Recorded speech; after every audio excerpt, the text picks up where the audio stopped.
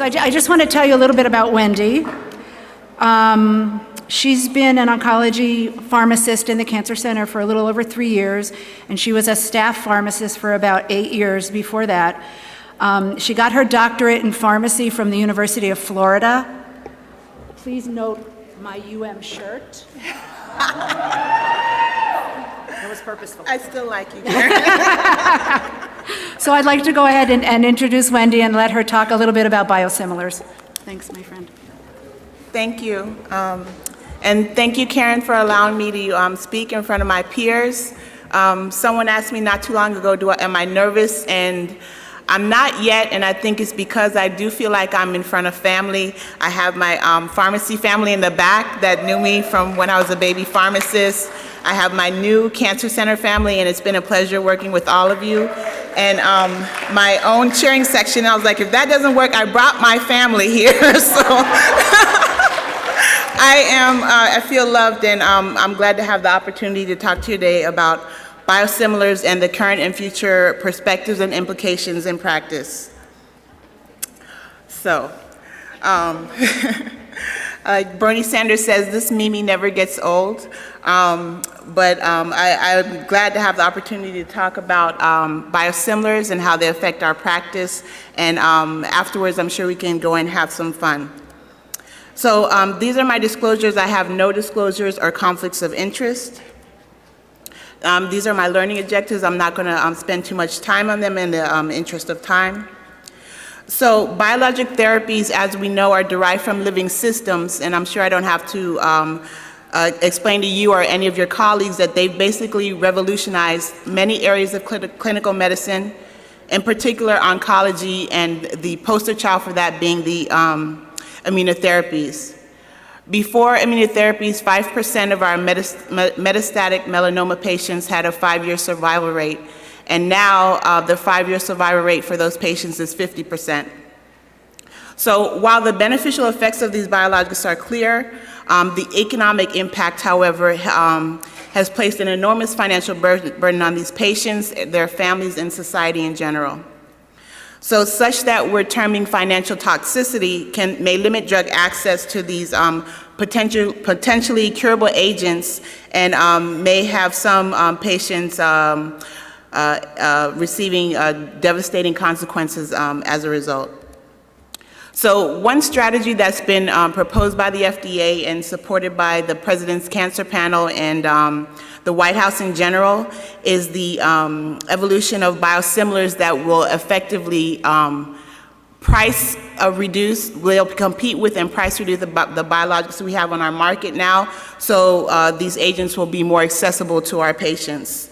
So to date, we have 31 biosimilars and 1 interchangeable within the US. In Europe, there are many more. I'd like to say Europe is about a decade or a decade and a half ahead of us, and the US has basically used them as a blueprint to bring these agents to our market. So why the need for biosimilars? This should be quite intuitive, both from my comments and from personal experience. There's a benefit to these patients that they can access these medicines at a more affordable cost, so it'll make it more accessible to them. There's also a benefit to payers in that these biosimilars introduce competition, and they can use this as a leverage for negotiation as to what to put on their formularies. There's also a benefit to healthcare providers. So with more agents out there, the healthcare providers have more of an arsenal of medications to use to support their patients and the healthcare community in general. So just to take a look at the impact that these agents have, this is specialty invoice spending by therapy area in developed markets, and as you can see, oncology is at the head of the class with $104 billion in specialty spending in 2019, and that's forecasted to grow to $155 billion by 2024. Another way to look at this is this graph that shows spending growth by type in leading therapy area, and again, oncology is on top. And as you can see, the biologics, which is the top line, they are the most year over year have the most spending growth. Here's some data out of Memorial Sloan Kettering. This looks at the monthly and median cost of cancer drugs at the time of FDA approval. So that orange line represents the median monthly price, and as you can see, that price currently is at $10,000, and by the scatter plot you can see that the cost of many of these agents is precipitously more than that. So here's another look at rising cancer care costs. This is the top 10 Medicare Part B drugs with the highest total spending, and with the exception of the first agent, all of these agents were used within our center. So here's a look at the U.S. biologics markets. It's large and increasing. This data shows you that in 2016, biologics made up 91% of the spending for the top 20 Part B drugs. And that's depicted by that dark line in the middle. The top line is the overall spending, and that dark line that's almost next to it shows how much money we spend on biologics. So this is an interesting graphic, and I think rather telling. This is shows the median monthly household income since 1975 by present, and that's that line that's essentially flat. And some could argue that it's even decreased in regards to spending potential for median monthly household income. So while that line has essentially remained flat, it's contrasted with the blue line, which is the cost of the cancer drug at launch, and as you can see, it's way out of the means of the average household income. So why are these agents so expensive? We contrast the small molecule aspirin, which is only 180 Daltons. It's very simple to replicate in the lab identically, as opposed to the monoclonal antibody that's precipitously larger in size and more complex, and that and the manufacturing process does equate into dollars and cents. So what is a biologic? In simplest terms, biologics are drugs made from complex molecules used to using living organisms, plants or animals. The FDA has formally defined this as a virus, serum, toxin, antitoxin, vaccine, blood, somatic cells, tissues, and recombinant protein, which I want to stress now because that the fact that they are also including recombinant proteins, which they did not do earlier, also introduces the insulins are now considered by the FDA to be biologics, and they'll be undergoing some changes in that industry, and they'll be governed as the biologics. So although I won't be spending too much time on these agents because I'll be focusing on oncology, just to note that insulins and vaccines like the COVID vaccine are also biologics. So what is a biosimilar? A biosimilar is a biologic agent that is highly similar, not identical to, but highly similar to a U.S. licensed reference product for which there are no clinically meaningful differences. And right now the FDA has has 69 analytical tools that they use to measure a biosimilar to say whether or not it should gain approval for FDA status. And so here is a look at our biologic originator reference product, Avastin, in comparison to the biosimilar, the Bevacizumab biosimilar Avastin. So I think the best way to look at this is to compare biosimilars and biologics in general to chemical drug molecules. And in doing so, I'd like to use the analogy of chemical drugs being similar to Coke and biosimilars being similar to like manufacturing wine. So with Coke, the formula is going to be the same. If you have a manufacturing plant here or in Europe, you're expecting Coke to be Coke and taste the same. Just like simple molecules are well defined and they can be replicated identically. In contrast to that, biosimilars are complex, they're heterogeneous, they undergo many different steps in the manufacturing process, such as protein folding and purification, and these complex molecules, they're derived from living cells, so by nature they can't be replicated identically, but we can reproduce the process to come up with a very similar end product. And as I stated, just through the nature of the manufacturing process, these development costs are exponential in comparison to manufacturing small drug molecules, and that equates into dollars and cents. So biosimilars were actually birthed out of Obamacare, in particularly the Biologics Price Competition and Innovation Act. And that created an abbreviated pathway for these biosimilars to come to market. In that act, that permitted a biosimilar to be evaluated against a single reference product whose patent expired. So once these expensive biologic patents expire, we can then introduce other manufacturers in the process to come up with a biosimilar agent that we can put on the market to compete with the biologic originator reference product. So to be considered for an abbreviated BLA, each of the following must be the same for the biosimilar and the innovator. They need to have the same mechanism of action, same route of administration, dosage form, and potency. And a biosimilar may only be reviewed and approved for indications that the FDA has already approved the innovator for. And so this is just a look at the different approval pathways. For small drug molecules, they historically have gone under the Food, Drug, and Cosmetic Act. And before, insulins were considered small drug molecules just because the legislature was not set in place when insulin came to the forefront. So insulin, of course, as we know, is an old drug. So it was just there prior to this innovation in biologics.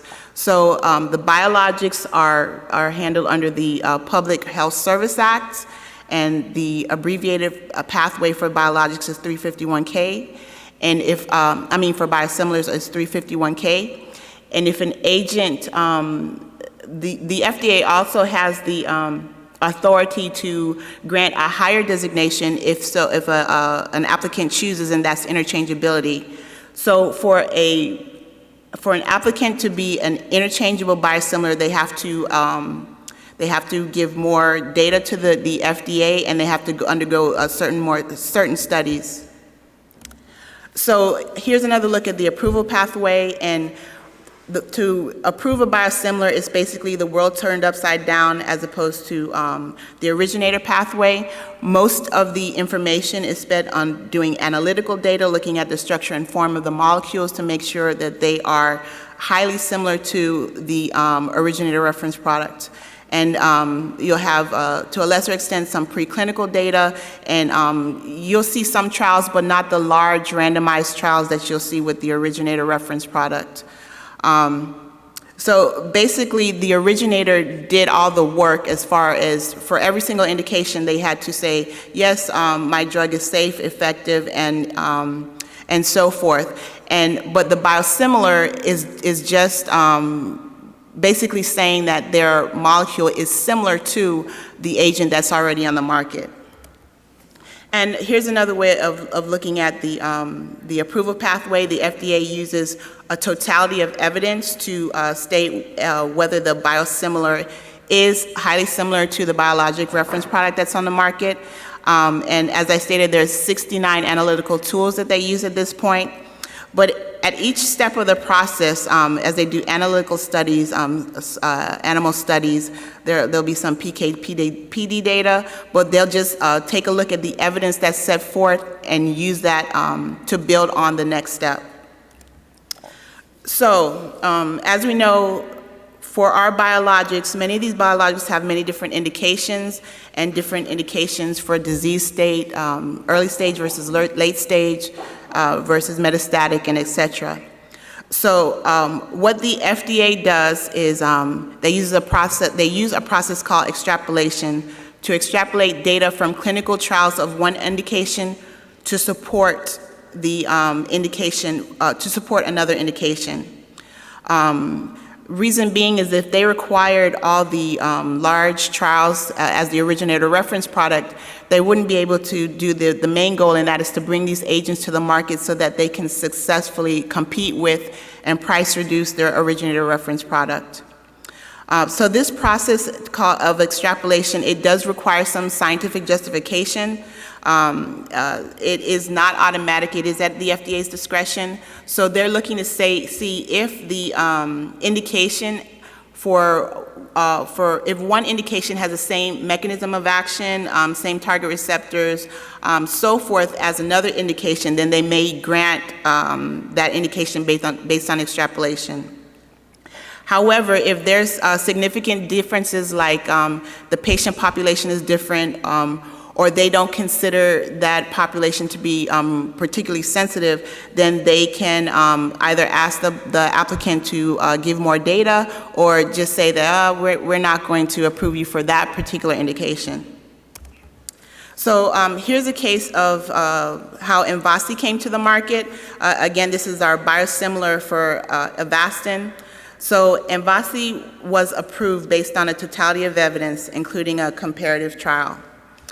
So they had already gone through the work of saying the structure and function of the molecule is the same as the Avastin originator product, and so forth. So in the head-to-head trial, they found that Avastin and Avastin were comparable. And this is a trial looking at patients with non-small cell.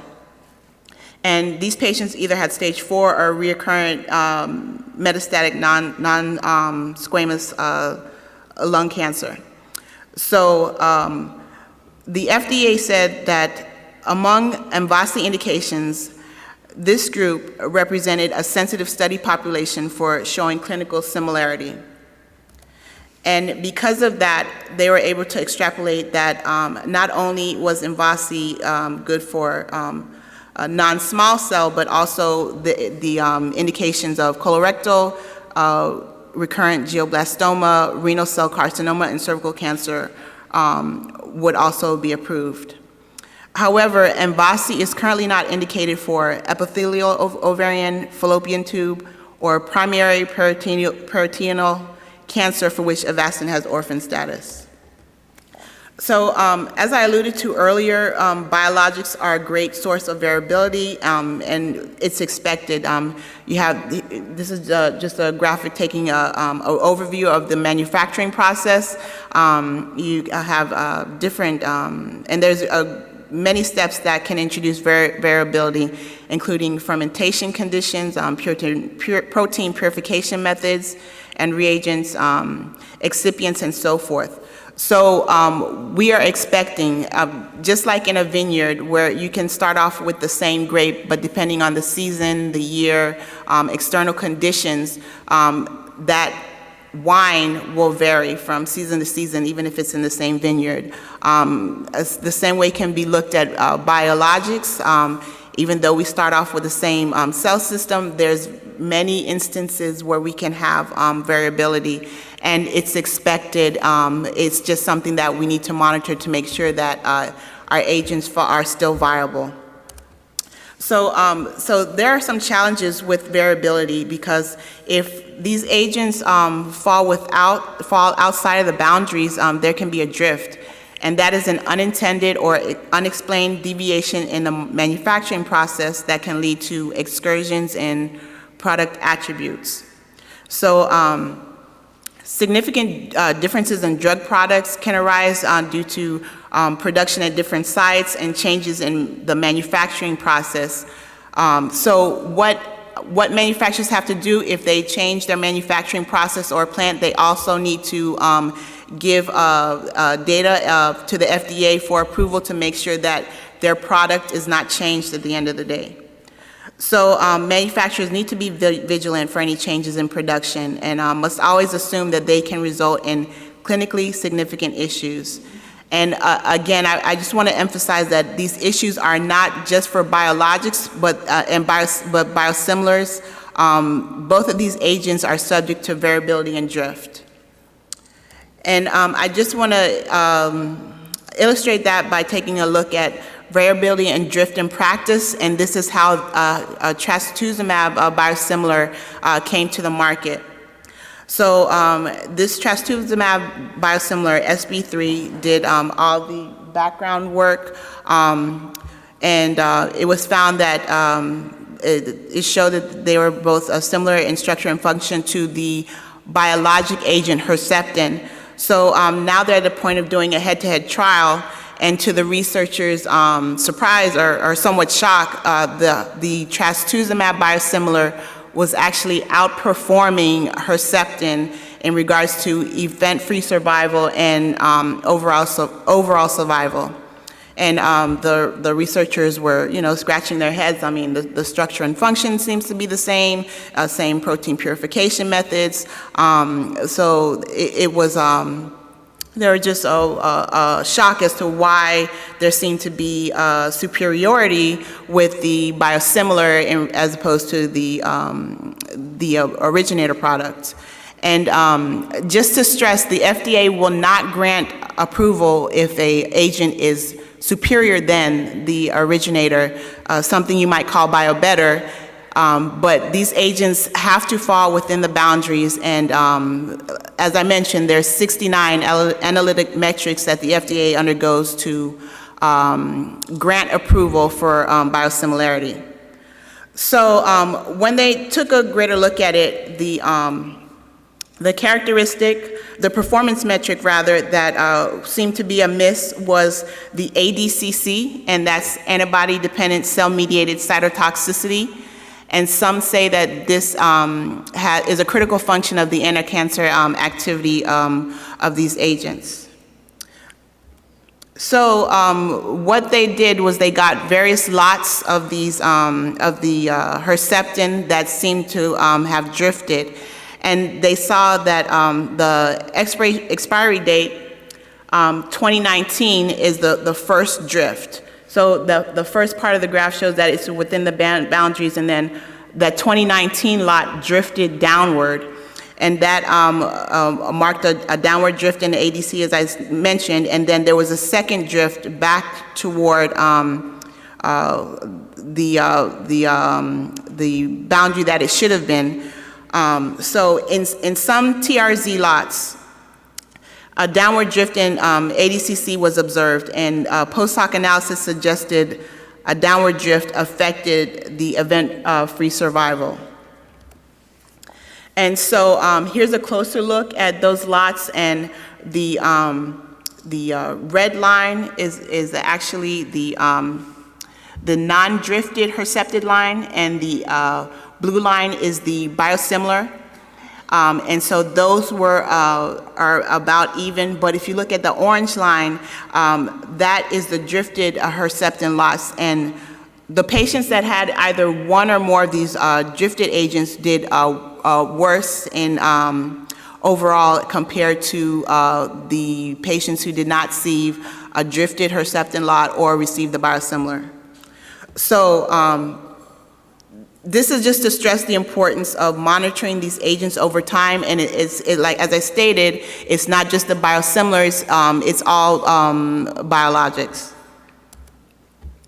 So by the nature of these proteins, they may elicit an immune response. As we know, they were created to mimic the immune system or help a patient's immune system. So if you're introducing an agent that is helping or acting like an immune system, your own immune system may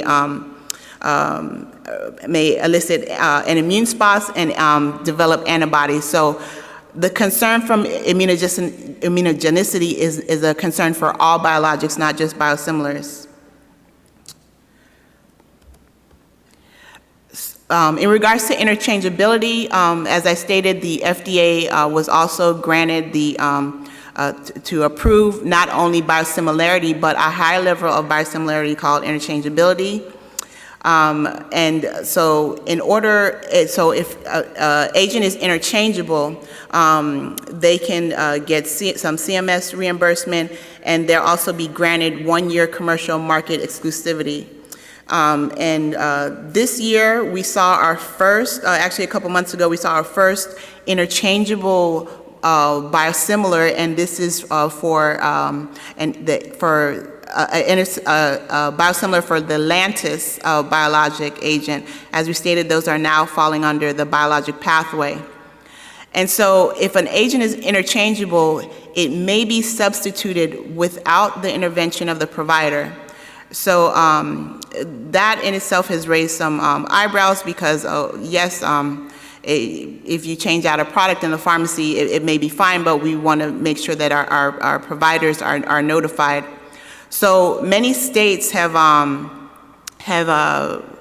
legislation to preempt the fact that there will be no notification to the provider, and this basically shows the landscapes of all the states so far, and this is from 2018, so I caution you that there are probably more states, if not all, have done legislation now that we actually have an interchangeable on the market.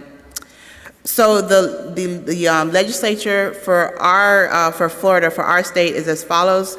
If a provider writes for the agent and its dispense is written, but if it's an FDA determined interchangeable, then the pharmacy must inform the patient in the same manner that they would a generic product, and then there's a requirement that there be a notification to the institutions in their electronic medical record, and this needs to be on the books for at least 2 years. In regards to the nomenclature, so the FDA adopted the current nomenclature because of the importance of tracking these agents over time in terms of pharmacovigilance. So yes, they are confident in the 69 analytic metrics that they have that state that these agents are similar to the biologics that are currently on the market, but as we know, there could be some effects that occur in the future, and so in order to be able to track the specific agent over time, they've adopted this the non-proprietary name of the reference product plus a 4-letter suffix that's devoid of any meaning. So with the exception of filgrastim, which was the first biosimilar on the market, filgrastim SNDZ, the rest of these have suffixes that are devoid of meaning. So filgrastim was actually the first biosimilar on the market in 2015, and it was marketed by Sandoz, which is a division of Novartis. And the FDA wanted to get around labeling these agents so that there would be no bias. So with the exception of filgrastim, the rest of these are designated with a suffix devoid of meaning. And here's a list of some more, the nomenclature for other biosimilars on the market. And if you're using them in their practice, they're just something that you need to be acquainted with. So what are Biobetters? Biobetters are now our 2nd generation biologics, and these are structurally different from the original licensed biopharmaceutical. It could be different in chemical structure or function. And it's intended to improve the performance of the agent while preserving the mechanism of action. So with Biobetters, you're going to see maybe an increased half-life. You may see reduced toxicity or immunogenicity. You may see some enhanced pharmacodynamic effects or a more favorable route of administration. In the interest of time, I'm not going to go through all of these agents, but I'd like to go through Neulasta, which is a pegylated form of Amgen's Neupogen, and the value addition of that is that it reduced the dosing frequency from daily injections to once every 3 weeks. Aranesp is a hyperglycosylated form of Amgen's Epogen, and this reduced the dosing frequency from 3 times every 3 weeks to once every 2 weeks. And Faspro, which is a sub-Q version of our Darzalex.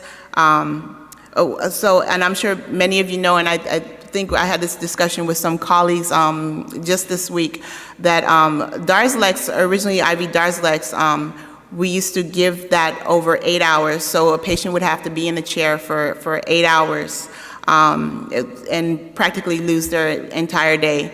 After that, it was then shifted to 4 hours for 2 days, so the patient would get 4 hours and then come back the next day and sit in the chair for another 4 hours.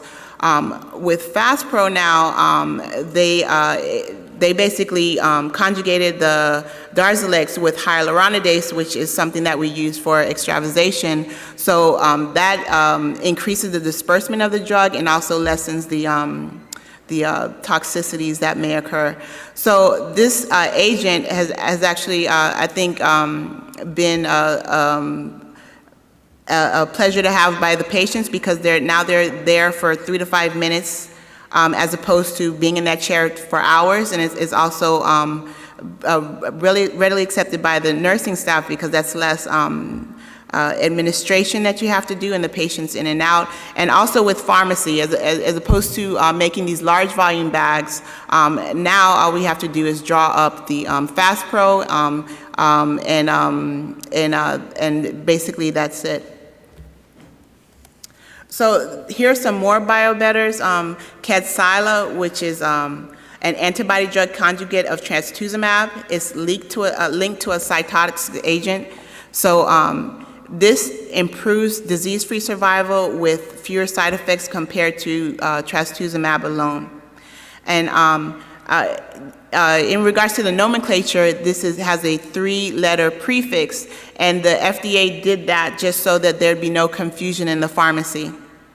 And HER2 is another antibody drug conjugate of Trastuzumab, as well as Hylecta is Trastuzumab with hyaluronidase, much similar to FastPro, and that's a sub-Q version of Herceptin, and that can be administered in 2 to 5 minutes. So there are many biologics on the market, and the FDA has an online database called the Purple Book that you can use that to look at the biologics, biosimilars. You can see what pathway they underwent. It's basically a wealth of information in regards to our biologic products. As I mentioned, to date, FDA has approved 31 biosimilars. We started in 2015 with Zarxio, filgrastim SNDZ, and now we're 2021. We have our first interchangeable biosimilar, and we have many more agents that are in the pipeline to come. So this is taking a look at the market share of biosimilars for 2016 to 2020. And as you can see, with Neupogen all the way at the top, that more than 70% of the market share is with the biosimilar. And the rest of these agents, after they come on the market and providers and patients become more comfortable with their use is increasing. We see that Bevacizumab and Trastuzumab are about at 30%, and our other agents there. And here's a look at market concentration and shares by competitors. For instance, Bevacizumab, the originator, has just a little over half the market, so many people are becoming comfortable with using the biosimilars.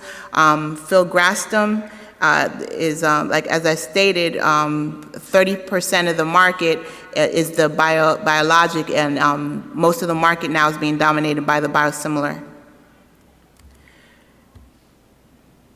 Here's a look at the estimated savings from biosimilars at invoice prices and the 5-year saving scenario.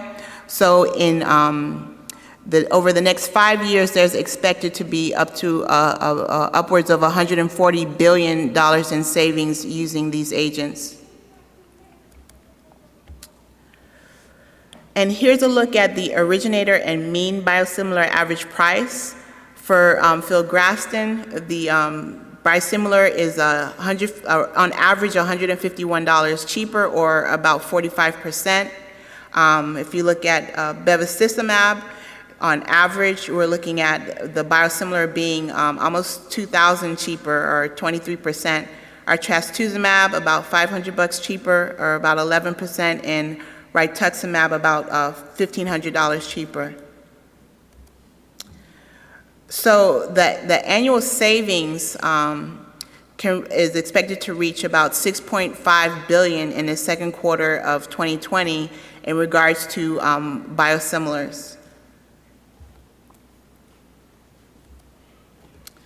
Okay, many of these I've covered, but I just want to take a moment to mention that many of these agents have patent challenges. So although they may be approved by the FDA, their competitor, the biologic reference product, may have them in litigation because they have many different patents on different parts and parts of the process. So in an event to derail or delay their competition to coming to the market, they're embroiled in all of these litigation.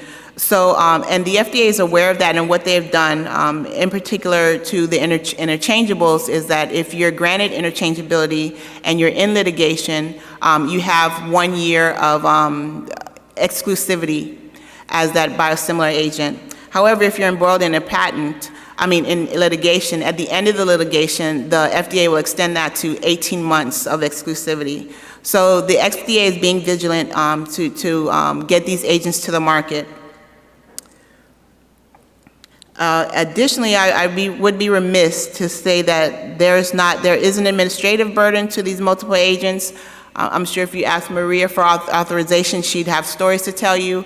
But yes, there's an administrative burden, and I think Manette is here, and I've been thankful to her and Alex and Yolanda even. They've been a great deal of help because trying to find if these agents are authorized can be an administrative burden. And having all these, where there's so many agents on the market, that you need to make sure that you have the agent for every particular patient. Just yesterday, I was in talks with Michael that we have a patient coming in a couple weeks to get a biosimilar that the pharmacy doesn't usually carry. So it's just something that we have to be aware with and aware about and find a way to manage. So biosimilars, I think, are exciting for for the healthcare. It'll be a benefit to the institutions as far as cost savings that hopefully will trickle down to the patients. Okay. Any questions?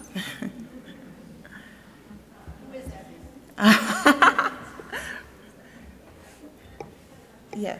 How does the timeline for the patents compare from biologics compared to small molecules? It depends. It depends. I can get some information for you, but it's not like a number that I can just tell you because it depends. So for somebody to create a biosimilar, to know how long the original one has to be on the market?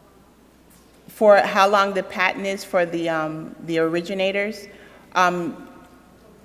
I want to say 7 years, but I don't think that that's like a number that's in stone. I think it depends, and it depends on if there's litigation, because they have all sorts of rules that come out. Well, if I really would have to research that and tell you, because I don't think it's a clear number, but on average 7 years. It's a shorter process for biologics compared to the small molecule process? Like the patents, I think with small molecules, I think it's like 20 years or something like that before a generic can be. I'm not sure about that number. I don't think it's 20 years, I don't think there's a clear number, as I said, but I can get you that information. Mm-hmm. Okay, thank you. Okay.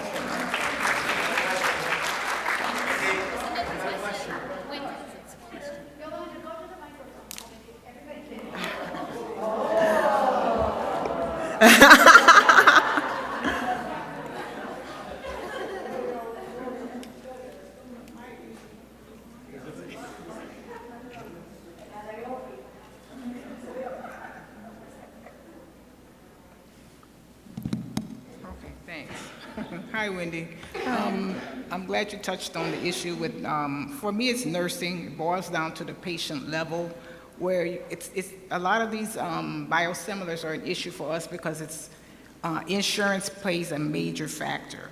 Where if I'm Medicare, I can have Avastin.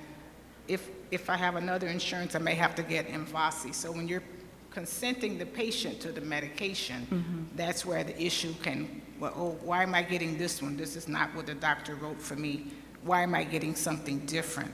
So maybe they have to do something across the board where it's fair for all the patients, because why, it's very different when you, like I said, when you have to consent the patient, why am I getting something different as opposed to what the doctor recommended for me? We don't want people to think that they're getting substandard medication. Exactly. Yeah. And I think that's why this is so helpful, because now you have the tools and knowledge to know that they're not, it's not, I would look at a biosimilar as the most recent biologic product. Because, as I stated, the FDA now has 69 analytic tools that they use to measure these against other agents. Those 69 tools weren't here when Herceptin was originally approved. Just a couple years ago, I would say 2 years ago, there were only 67 metrics. So as technology improves, as science improves, they're coming up with more ways to state that, you know, these agents are highly similar. So I think as healthcare professionals, we just need to educate our patients that no, you're not getting something that's substandard, because even as I mentioned with Herceptin, even if you get Herceptin or Avastin as a biologic, there's variability that can happen. In that note, it just takes patient education, and over time, as you saw, over time, people, healthcare providers and patients were more comfortable with using these biosimilars. So just over time, I think that's going to come about. Thank you. Thank you.